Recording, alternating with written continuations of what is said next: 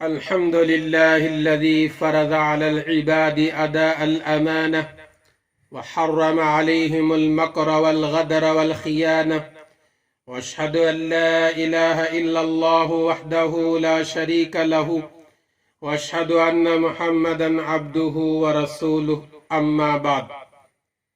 محترم سامعین کرام، پہلے کی مجلس میں امانت کی اہمیت پر چند گزارشات پیش کیا تھا۔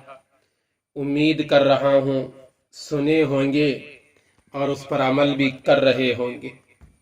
آج کے اس نشست میں بھی چند احادیث کو لے کر حاضر ہوا ہوں جو امانت کے عنوان پر منحصر ہے۔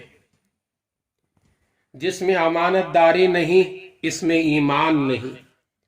پہلے امانت اور دیانت ہم مسلمانوں کی خاص پہچان تھی۔ ہر ایک کو ایک دوسرے پر مکمل اعتماد تھا، مگر اب کیا حال ہے؟ ہم نظر اٹھا کر چاروں طرف دیکھیں، کس طرح ہمارے اندر سے یہ اہم صفت اور خوبی غائب ہوتی جا رہی ہے۔ کسی کو بھی دوسرے پر کوئی اعتماد بھروسہ نہیں ہے، نہ دوست کو دوست پر اعتماد ہے، نہ شوہر کو بیوی پر، نہ باپ کو اولاد پر۔ اس کی وجہ بالکل ظاہر ہے، ہم نے امانت اور دیانت جیسی اہم صفت کو نہیں اپنایا۔ حالانکہ امانت اور دیانت یہ ایک ایسی اہم بہترین صفت ہے، اس کے بغیر انسان کامل ایمان والا ہو ہی نہیں سکتا۔ اسی حقیقت کی طرف رسول اللہ صلی اللہ علیہ وسلم نے ارشاد فرمایا۔ حضرت انس رضی اللہ تعالی عنہ فرماتے ہیں، کم ہی ایسا ہوا ہے کہ آپ صلی اللہ علیہ وسلم نے خطبہ دیا ہو اور یہ ارشاد نہ فرمایا ہو، اس کے اندر ایمان بھی نہیں، جس کے اندر امانت داری کی صفت نہیں ہے۔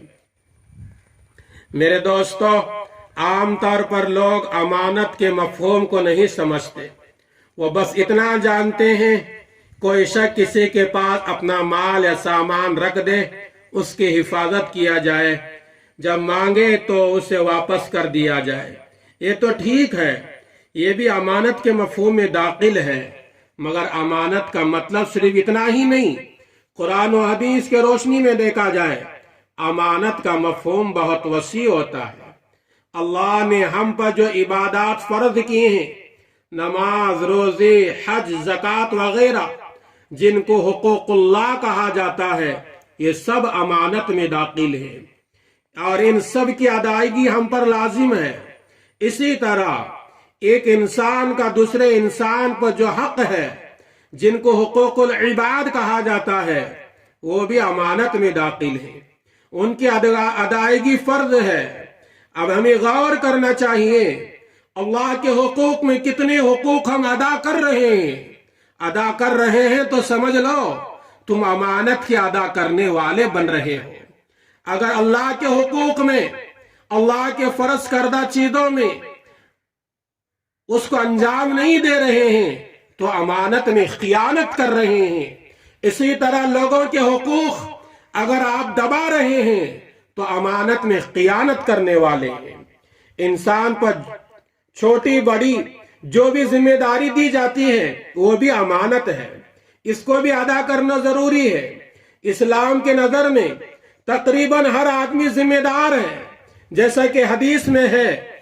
رسول اللہ صلی اللہ علیہ وسلم نے فرمایا، تم سب ذمہ دار ہو اور تمہاری ذمہ داری کے بارے میں قیامت کے دن تم سے سوال ہوگا۔